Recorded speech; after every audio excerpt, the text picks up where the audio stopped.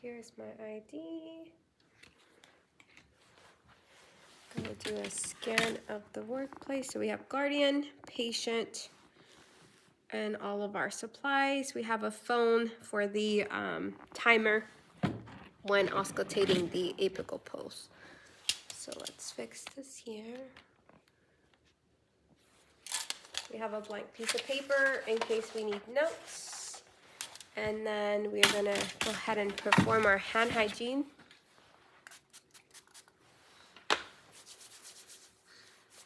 Okay.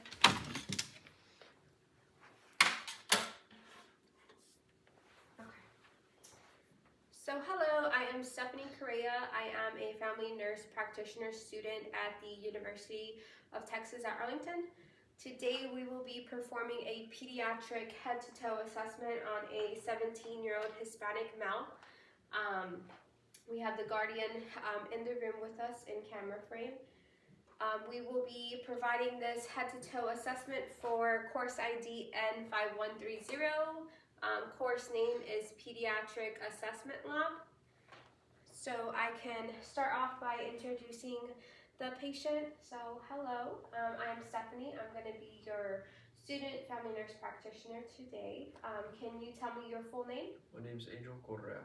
Okay, and can you tell me your age? 17. Okay, and how are you feeling right now? I'm feeling pretty good. Pretty good? Okay.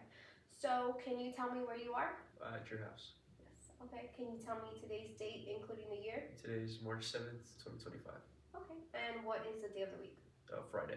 Okay, so patient appears alert and oriented ×3. He is alert to self, to place, and to time. He appears well-groomed. His affect matches the mood. He feels pretty good. He's calm. He's compliant so far. Like I said, he does seem well-groomed. He seems his apparent age as stated, which was 17. So we're going to go ahead and proceed with the exam.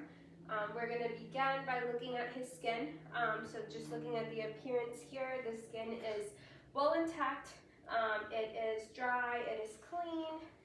It's tanned, primarily tanned throughout the lower limbs of the bilateral upper limbs and the lower limbs. We're going to go ahead and feel his temperature. So I'm going to go ahead and touch you. And for me, touch your cheeks, touch your arms, and touch your legs. Okay, so skin is warm to touch, and again, it is dry upon palpation. We're going to go ahead and check for any edema. So no edema noted throughout the extremities, upper and bilateral upper and bilateral lower extremities. We're going to check for skin turgor. So you're going to feel me do a little pinch.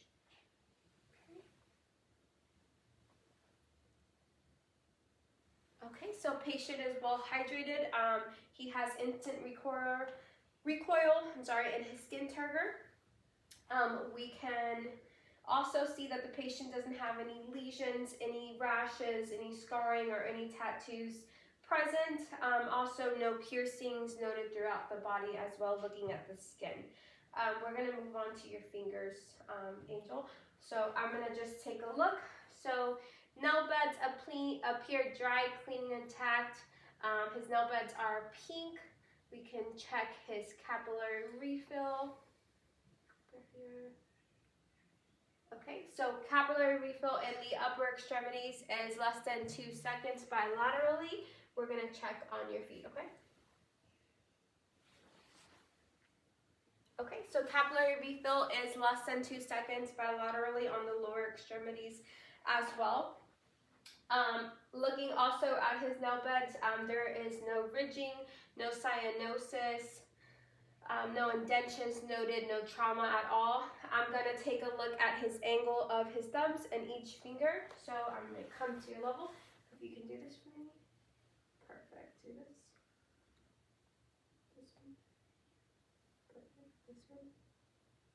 This one. Okay, so his fingernail angle is approximately 160 degrees bilaterally throughout his fingers and both of his thumbs.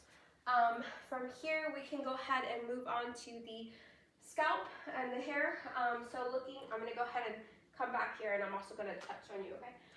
So looking at his hair, he has well distributed dark brown, blackish looking thick hair. I am not seeing any hair loss, any lesions, not seeing any swelling. Symmetry is there. I'm gonna go ahead and touch, okay?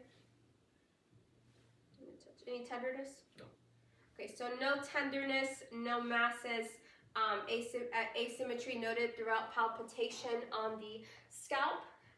Looking on his left side at his head, we have normal cephalic. I'm gonna look on this other side. So his head is perfectly round, midline, and normal cephalic. We can move on to his face. Facial features are well symmetrical. Also noting the skin on the face is dry, clean and intact. We do notice a little bit of dark brown vellus hair above the upper lip. Let's see. We can also begin looking at his eyes. So his eyebrows, eyelashes are well distributed and symmetrical throughout. We can look at, can you take a look at me? Can look at his sclera. Sclera is white. Let's see, iris is dark brown. Can you pull down for me here? Perfect. Okay, conjunctiva is pink and moist. I'm gonna also touch on you, okay? So let me grab my hand sanitizer again since I touched myself. Okay. So I'm gonna go ahead and press on your eyelids. And you're gonna let me know if you have any tenderness there, okay? Close a little bit. Okay, any tenderness noted there? Okay, so his lacrimal apparatus is non-palpable, non-tender. It's soft. Eyeballs feel firm. They feel round. Let's see what else we can go on. And then we can take a peek. Pupils are approximately 3 millimeters equally bilaterally. We can also proceed with the rest of the eye exam, okay? So I'm going to have you use this to cover. So this is just the instructions for the otoscope and then blank. So I'll use this to have you cover one eye at a time. And what we're just checking for is just eye accommodation, making sure that there's no lagging, nystagmus, or any kind of gaze going on in either eye. So if you want to go ahead and begin with whichever light you'd like, you focus on me. Okay. Perfect. Okay. So no gaze, no nystagmus noted with that. We can also check for his corneal light. So I'm going to have you look at my nose bridge. I'm going to flash a light on your nose bridge, and we'll make sure that that light refraction is equal bilaterally. Okay, so if you look at mine. Okay, perfect. So the corneal light is equal bilaterally, as evidenced by light is shown in the same area symmetrically in both eyes. Angel, I'm going to have you start off possibly at that lamp. I'm going to go ahead and check for his direct and consensual testing of his eye. So we're going to go ahead and check. I'm going to flash a light in your left eye first, and your right eye should constrict just as your left eye is, as well as the opposite side, okay? So if you'd like, you can take a look at that lamp. I'm going to shine a light in this eye. Perfect. A light in that eye. Perfect. Okay. So he does have direct and consensual bilateral on both sides. So we're checking also as well for perla. So we're checking that pupils are equal, round, and reactive in accommodation to light. So he does have perla. We can go ahead and test his 6 cardinal fields. So if you can, without moving your head, you're going to follow my pen light, okay? So we're going to go into 6 different areas. So if you can follow as best as you can. So 1, 2, 3, 4, 5, and 6. Okay, so perfect. So he has successively looked in 6 cardinal fields without moving his head, without any lagging, any gaze or nystagmus noted. I'm also going to go in and come out. Okay, perfect. And he had great accommodation with that. So with those testings, we have actually tested 3 cranial nerves of his eyes, including cranial nerve 3, which is the ocular motor nerve. We've tested cranial nerve 4, which is the cochlear nerve, and we've also tested cranial 6, which is the abducens cranial nerve as well.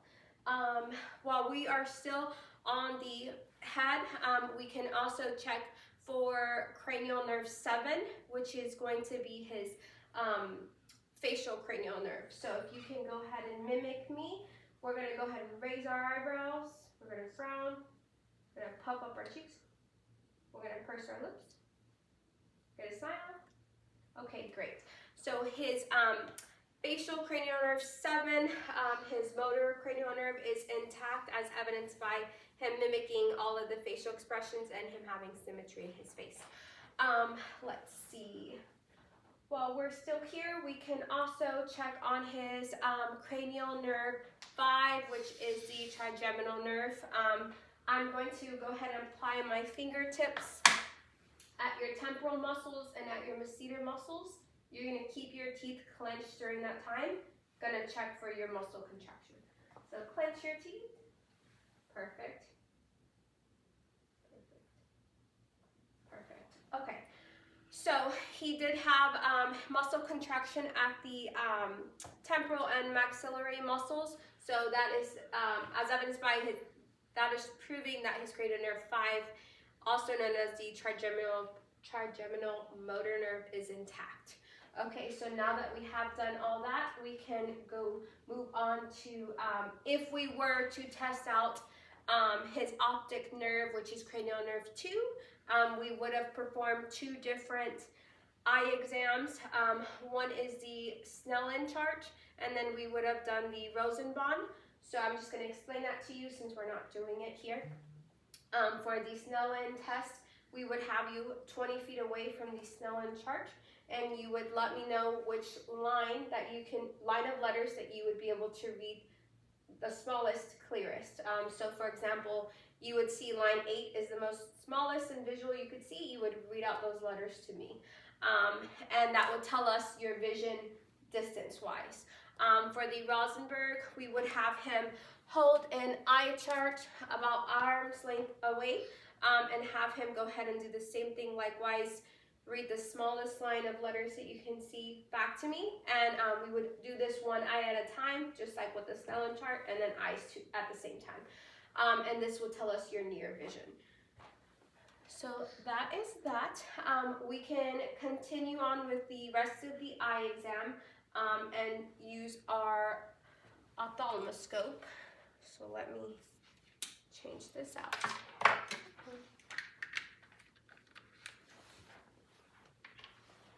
Okay.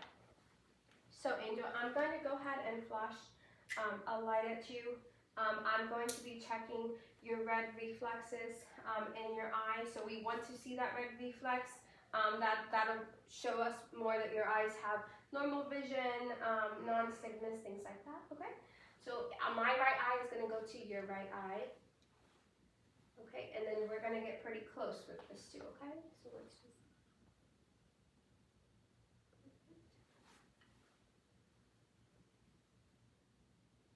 Perfect. Okay, so red reflexes were tested with the ophthalmoscope, and they are present. His margins are well-rounded. In the eye, no signs of any hemorrhaging in the vessels in the eye. I think that concludes the eye exam for that.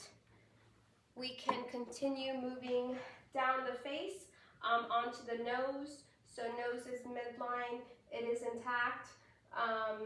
Let's see, no lesions, abrasions, arrhythmia noted on the nose upon appearance. I'm gonna go ahead and get my pen light again. So I'm just gonna have you tilt your head back slightly. I'm gonna take a peek in your nose. Okay. No deviations noted, no pileups noted bilaterally in the nares. There's no arrhythmia noted bilaterally as well. Septum is present There's no deviations.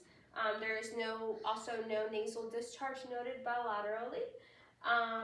Let's see, I believe that's all for the nose. We can continue down the face, going to the mouth. So the lips are dry, clean, and intact. They appear pink in color. I'm going to go ahead and have you open up your mouth for me, if you will. Okay. Oral and buccal mucosa is pink and moist. I'm going to count your teeth. Okay. 32 pearly white teeth are noted. There's also braces noted on the lower teeth. All teeth are intact.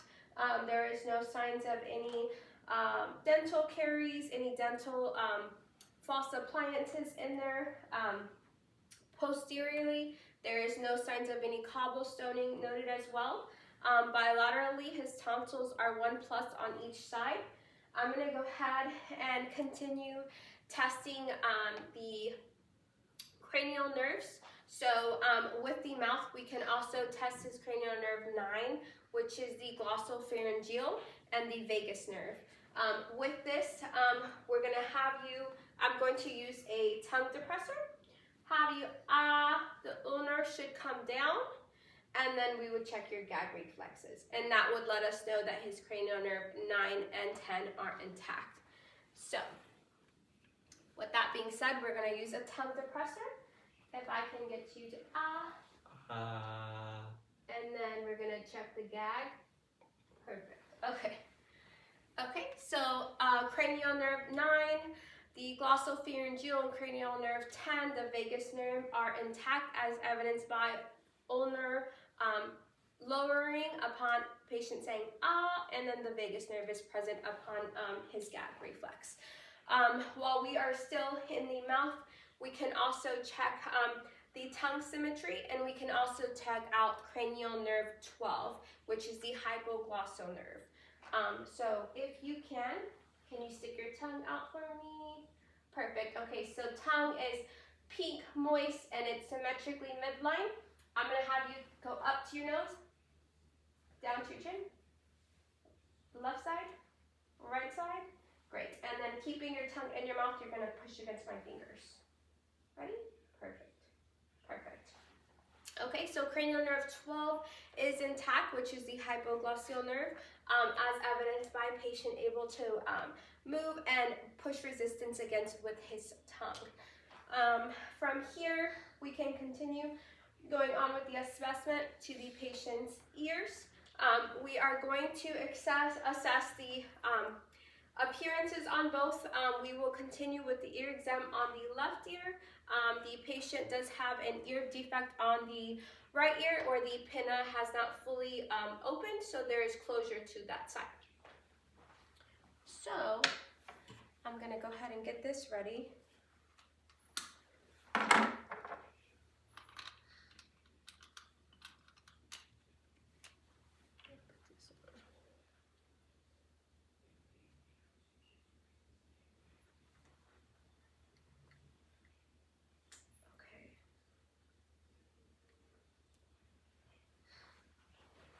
Okay, Angel. So I'm going to go ahead and take a look at both ears, and then you're going to feel me touching this part of your ear. This is your pinna, and then I'm going to be touching your earlobe, and then your mastoids behind the ear, which is part of the sinuses, okay? And you'll let me know at any time if you have any tenderness during this time as well. So beginning with the left ear, looking at the ear, there is no arrhythmia noted on the outside. The ears are warm to touch. They are dry. There's no piercings noted on the left ear at all. I'm going to go ahead and continue to palpate his ear. Any tenderness there? Okay, so no masses noted, no nodules noted. I'm going to palpate the mastoid back here. Any tenderness? Okay. Mastoid is non-palpable, no tenderness noted there. We're going to go ahead and move around to the opposite side. Okay, so if you can turn that way. So we'll see the pinna here has not retracted completely, but I'm going to go ahead and palpate your mastoid here. Perfect. Okay. And looking at the appearance, there is no arrhythmia, there is no swelling. Upon palpating, there's no nodules, there is no masses noted at all. Any tenderness, Angel? No. Okay, and no tenderness. So with that being said, we will continue on with the otoscope exam. So this also has a little light. I'm gonna hold on to your pinna. We're gonna go up and back just so I can get a good view in the inside, okay? So up and back.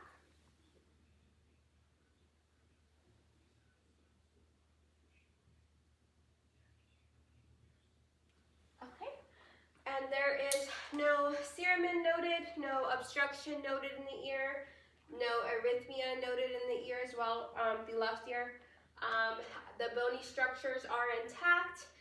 The TM, tympanic membrane, is pearly gray. The light of cone is at the 7 o'clock hour. If we were to have been able to assess the right ear, the cone of light would have been at the 5 o'clock hour. And we can also test out an additional cranial nerve here as well. We can test out the patient's cranial nerve 8, which is the acoustic cranial nerve, where I am going to stand 2 feet away and I'm going to whisper to you, and we can see if this is intact. Let's see, so I can stand about here. Okay, so 1, 2. 1, 2. Perfect. And then I'm going to stand here. 7, 8. 7, 8. Perfect. Okay, so cranial nerve 8, the acoustic cranial nerve, is intact, as evidenced by patient able to verbalize what was told to him. He was able to repeat that. So since we did go ahead and palpate the mastoids, we can continue with the lymphatic system and continue on palpating the lymph nodes. We can start off with the sinuses back at the, since we're on the head, back at the face. So I'm going to go ahead and palpate. I'm going to touch near your eyebrows and around your nose. You're going to let me know if there's any tenderness there. Tenderness? No. Tenderness? No. Perfect. Okay. So bilateral frontal and bilateral maxillary sinuses, there is no tenderness. It's non-palpable to touch. We're going to continue on with the rest of his lymph nodes. So you're going to feel me touch all throughout, okay? This is going to be back of the head, near the ears, chin, neck area, underarms, and then we're going to finish off in the arms, okay? So we'll continue with that, okay? So I'm going to bilaterally palpate the occipital. Tenderness? No. Okay.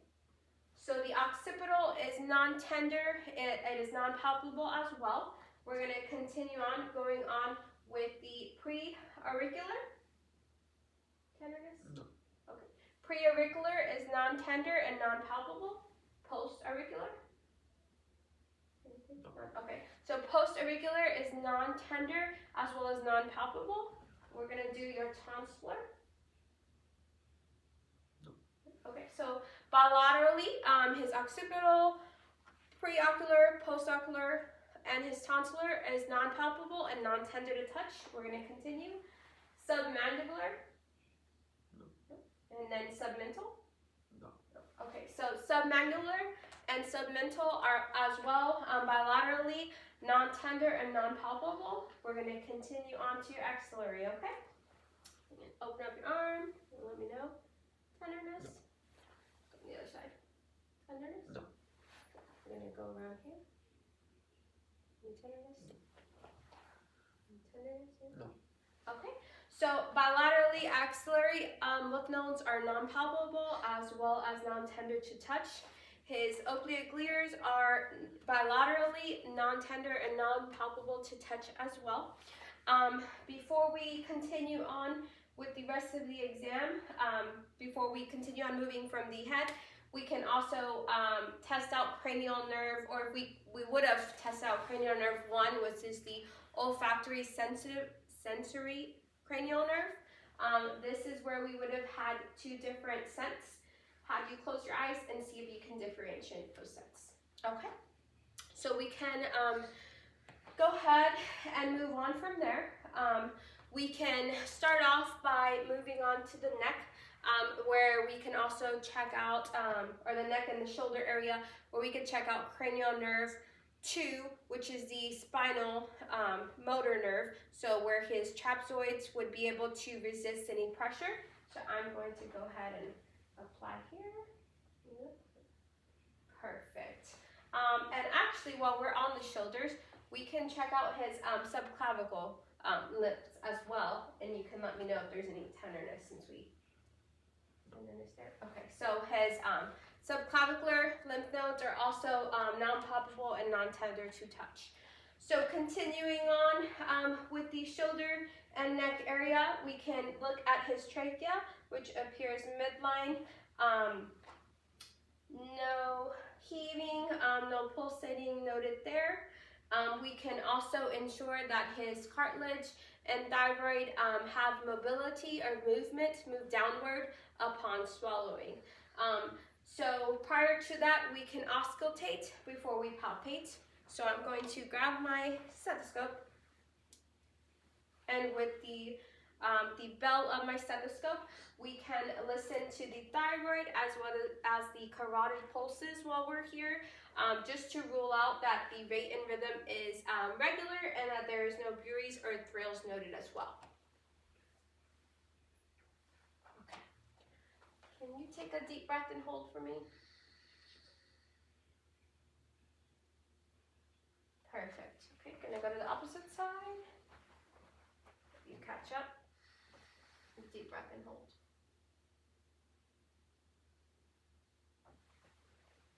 Perfect. Okay, so his carotid pulse is 2+. His thyroid and carotid, there's no buries or thrills noted. Carotid pulse is also regular, has regular rate and rhythm as well. We're gonna put this aside. I'm gonna have you swallow. Before I have you swallow, I'm gonna go ahead and touch on your neck. I'm gonna feel around your thyroid, and then when I tell you to, you're gonna go ahead and just swallow, and then your thyroid and cartilage should move down. So we want to make sure that that is intact. Okay. If you can you sit a little bit forward for me? Perfect. Okay, and then you can lean back. Do you need a sip of water to do so? Or yeah, a sip of water. Okay, give me just a moment. Let me see.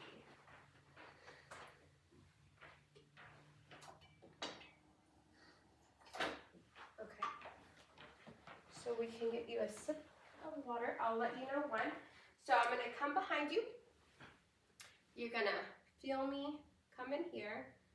Okay. And then if you can, and if you will, go ahead and take a sip of water.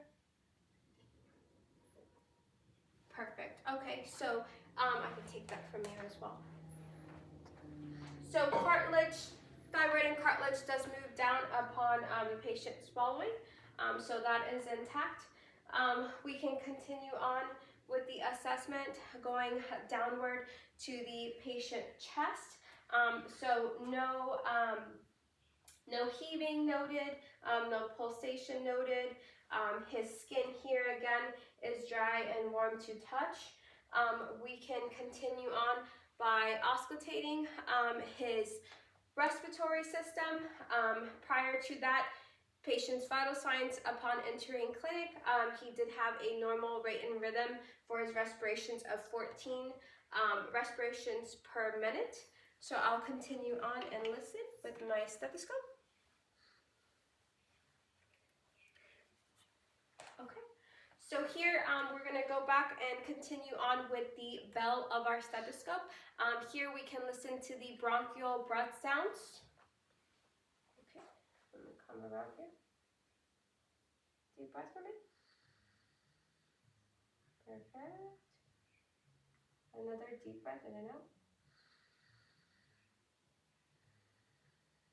Perfect. Okay, and those bronchial breath sounds are equal bilaterally, clear bilaterally, and no adventitious sounds noted bilaterally as well. We're going to continue on with the rest of the lung sounds by moving on with the diaphragm of our stethoscope. Here we are going to listen to the bronchial vascular sounds.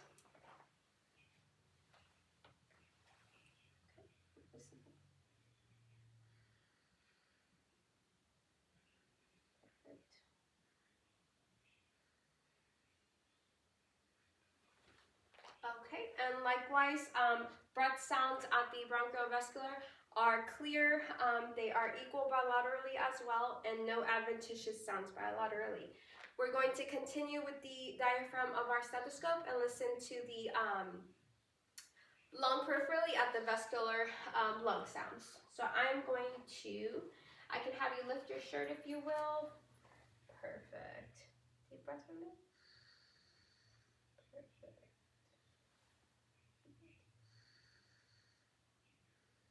Okay, perfect. Okay, so you can put your shirt on. So lungs at the lung peripherally at the vesicular are clear and equal bilaterally. No adventitious sounds noted there as well. Let's see, continuing on with the chest, appearance AP transverse is approximately 1 to 2 equal bilaterally. Chest is elliptical without any deviations noted as well. Continuing on with the chest, we can continue to the heart exam here, and we can begin listening to his heart sounds. So starting with the diaphragm of the stethoscope, we can begin listening to the patient's aortic valve. That is going to be at the second intercostal space to the right of the sternum. So about here. You can breathe normal, I'm just going to listen to your heart.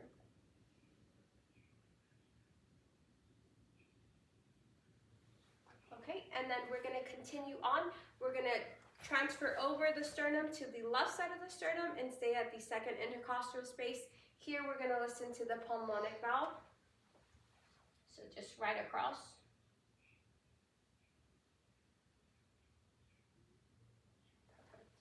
Okay, staying on the left side of the sternum, we're going to drop down to the third intercostal space. Here we're going to listen to Erb's point, continuing on with the diaphragm of the stethoscope.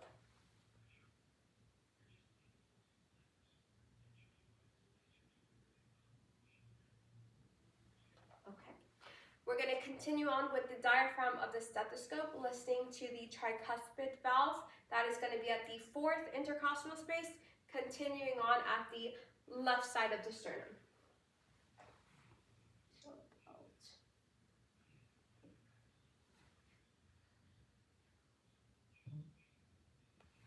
Okay, perfect. We'll continue on again with the diaphragm, and on the left side of the sternum, we're going to continue on at the fifth intercostal space at the mitral valve.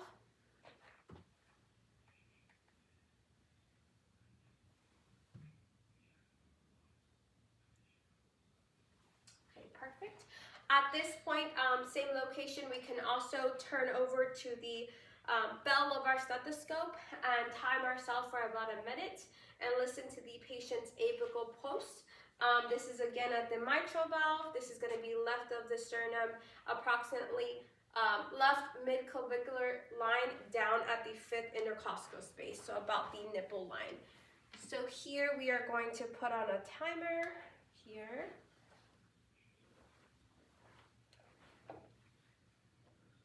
And we're going to listen to your apical pulse for a full minute, okay? So mid-clavicular, we're going to go on down to the fifth intercostal space.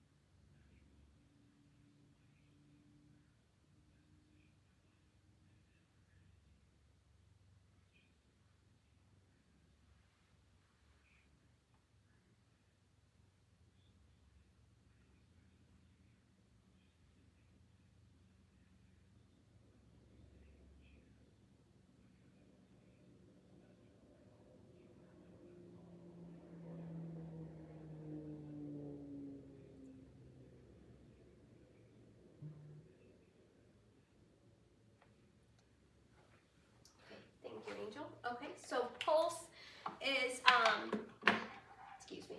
So pulse is, rate and rhythm is regular. His pulse is approximately 77 beats per minute. There was no gallops, no splits, no murmurs noted. And again, S1 and S2 was noted throughout listening to the heart sounds. Let's see here.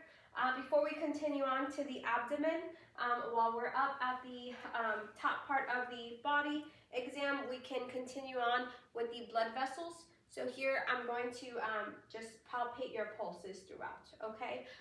So we can begin with the carotids one at a time. Excuse me. Okay, let me go over here.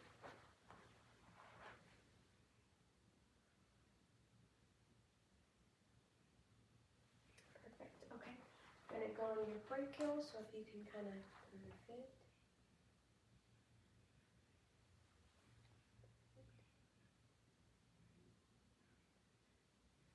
Gonna go on radial.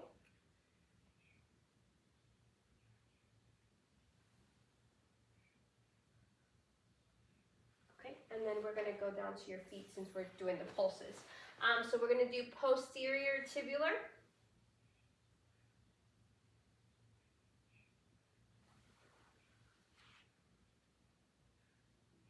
Can you slip out your foot? Okay, perfect. And then here we're gonna go on the dorsalis pedis.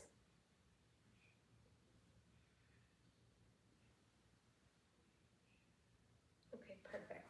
Okay, so pulses including his carotid, brachial, radial, posterior tibular, and dorsalis pedis are 2+. They are bilaterally throughout 2+, and they are also equal bilaterally. His rate and his rhythm is regular as well. So we can continue on with the exam and go on to the abdomen. So if it is okay, or before that actually, before we continue on with that, we can finish out the chest by doing the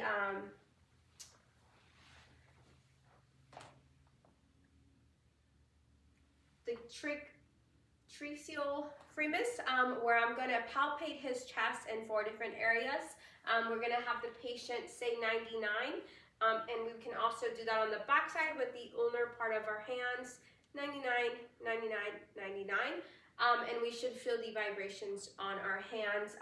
This is to make sure that there is no lung consolidation, things like pneumothorax or pneumonia going on as well. So I'm going to go ahead and place my hands, the palms of my hands on your chest. Let's see if you can say 99 when I do so. 99. 99. Perfect. And if I can have you lean forward, I'm going to take this pillow out. And then I'm going to go ahead and use the ulnar part of my hand and begin. 99. Again. 99. Left. 99. Perfect. Okay. So vibrations were felt throughout bilaterally, symmetrically on the anterior and posterior of the patient's chest wall and his backside. So here we are going to continue on with the abdominal exam. So I'm going to go ahead and lie you back.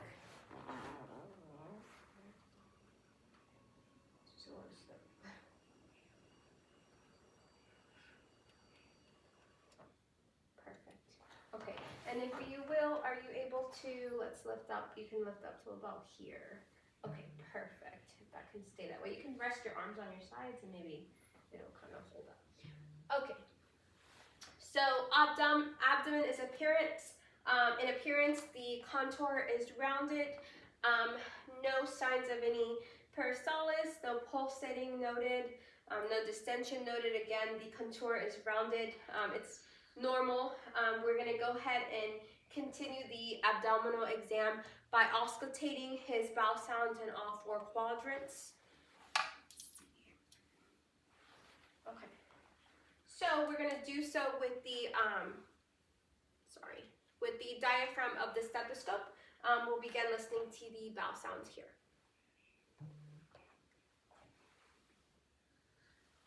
It's a little cold, okay? You can breathe normal.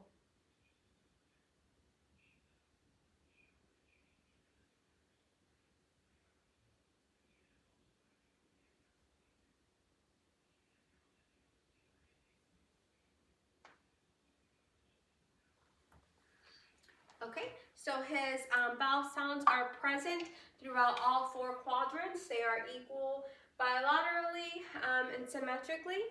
We can continue on by percussing his abdominal wall in all 4 quadrants. Here we're looking for hearing out on tympani as we percuss all throughout. Okay, so I'm going to place 2 fingers and then I'm going to hit my own fingers in each quadrant, and I'm looking for a specific sound. Okay, so it's going to be tympani.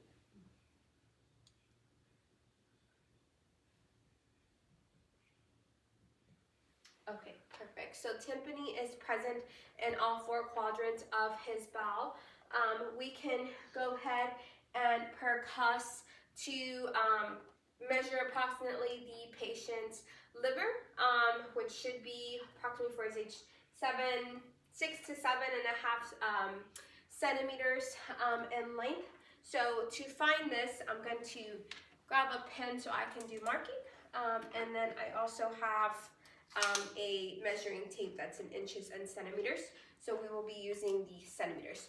So to find the liver, it should be approximately at the 5th intercostal space to the right midclavicular line, 5th intercostal space. And here we'll begin to percuss, and then we'll notate where it's at just to get a good measurement. So we're going to go to the right midclavicular chest on down to about the 5th intercostal space. So I'm going to begin here. Let me put this down.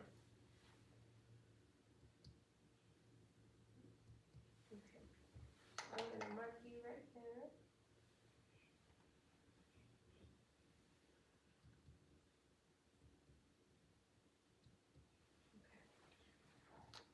Okay. Do that one more time.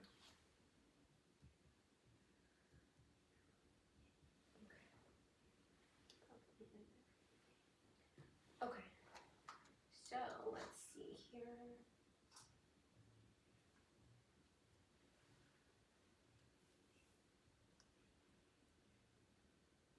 Okay, perfect. And he is approximately, his liver span is approximately 7.5 exactly centimeters.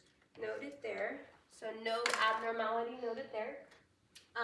We can continue on percussing. Here we can also look for the spleen, and here we will hear it dull upon percussion. So to locate the spleen, we are going to go left mid-axillary on between the 6th and 10th intercostal space.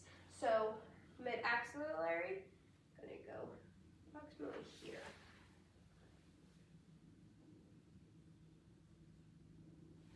And dullness is heard over that spleen. We can move on to palpitation of the abdomen. So we can begin with light and then move on to deep palpitation. Excuse me. So I'm going to go ahead and use my hand, primarily my fingers, to go ahead and push down on your abdomen. At first it'll be light. I'm going to ask you how that feels. At any point, if it feels tender, let me know. Okay? So here we are with light palpitation. Any tenderness noted? Okay, so no tenderness noted throughout all 4 quadrants upon light palpitation. We're going to continue on with deep. Any tenderness? Perfect. Okay, while we are still palpitating the patient's abdomen, we can continue on and test for Murphy's sign, which would let us know if a patient's gallbladder is inflamed, also known as cholecystitis. So here we're going to go on the right costal rib cage. So right underneath that last rib cage, we'll go in, ask the patient to take a deep breath. We're going to palpate, push in, and then if there is pain upon that, that is a positive Murphy sign. So I'm going to move over here. Okay, so you're going to feel me. This is your rib cage. Okay, so you're going to feel me hit here. You're going to take a deep breath for me, and I'm going to push in some. Perfect. Any pain with that? Okay, perfect. So the patient does not have a positive Murphy sign, which is a good sign. So we can continue on with the exam. I'm going to go ahead and put your shirt down. and we're gonna get you back.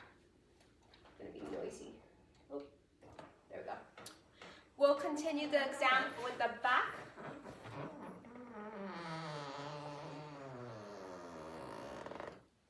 Okay, and then as we are percussing, we'll continue on with the patient's back. I'm going to also place 2 fingers and hit. Here we're checking if the patient were to have any pain for possible nephritis or kidney infection. So I'm going to have you lean forward, and then I'm going to also do any pain there. Okay, so perfect. So he is not showing any signs or symptoms of that. On palpitation, there was no pain as well. While we are still in a seated position, we can go ahead and check for his reflexes. So we can get this again. So we'll go ahead and check his reflexes. We can begin with the bicep. So you're going to kind of turn over.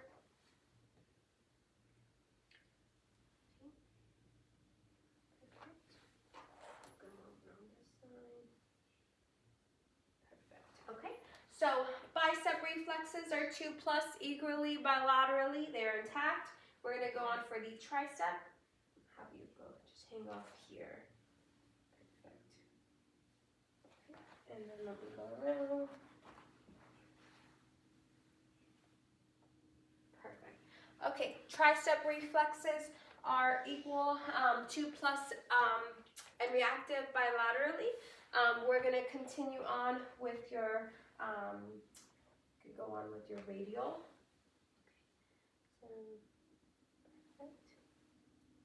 Perfect. Okay, so bronchoradial reflexes are intact, +2 equal bilaterally. We're going to continue on with the patellar, so your knee is going to go up right here. So if you want to go ahead and take your slides off, I can move them aside too. Okay, ready?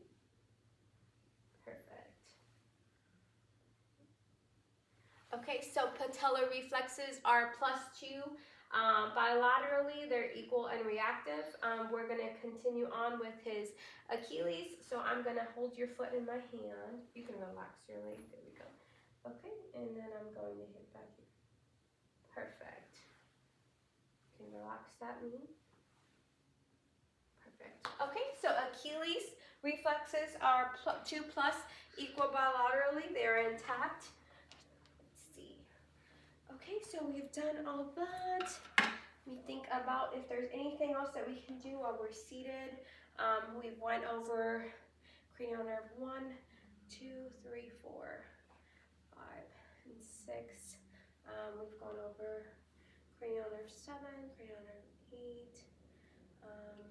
We've gone over, I think we can go ahead and get you to a standing position at this time. So if you'd like to stand with me, we can go ahead and check the patient's passive and active range of motion. So I'm going to stand here. So if you would like to go ahead and mimic me, we're going to go ahead, or actually before you do that, before we do the active and passive range of motion, while he is standing here this way, I would like to go ahead and do the Rongbring test with him. This is going to check for any kind of loss of balance at all or dizziness. So we can have you stand with your feet together, arms on the sides of your legs, and then if you will, go ahead and close your eyes, open your eyes. Okay, so perfect. So upon assessing the Rongbring test, there was no swaying, no loss of balance or coordination during this. Now we can go ahead and do the active and passive range of motion.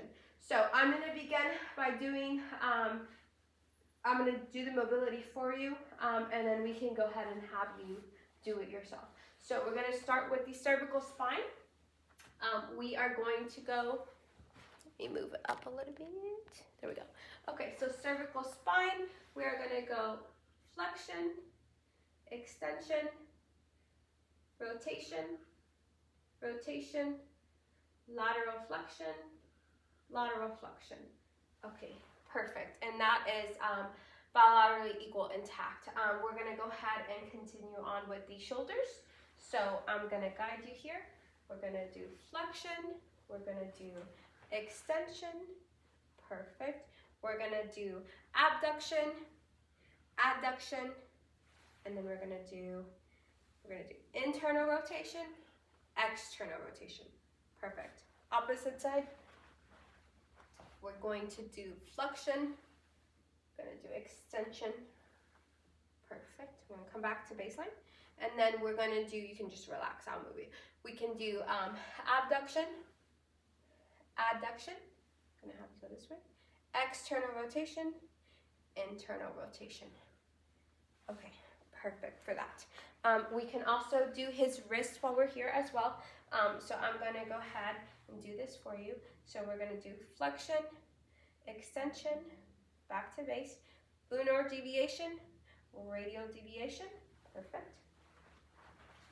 We're gonna do flexion, extension, we're gonna do radial deviation, ulnar deviation, perfect.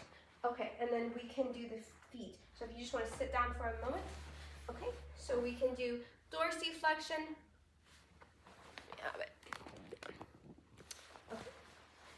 Dorsiflexion, plantar flexion, dorsiflexion, plantar flexion. Okay, now while you're still seated, I'll have you do it yourself. So dorsiflexion, plantar flexion, dorsiflexion, plantar section. Okay, and then if you would like to stand, it'll be easier since you're taller. We'll do flexion, extension, rotation, rotation, back to base, lateral deviation, lateral deviation. Moving on to the shoulders, flexion, extension. I'm gonna do adduction, abduction, adduction, external rotation, internal rotation. Flexion, extension, back to base, adduction, abduction, adduction, external rotation, internal rotation. Perfect. So if I can have you walk towards the camera and turn around and walk back. Okay, so his posture is erect. His gait is strong. His extremities seem equal bilaterally.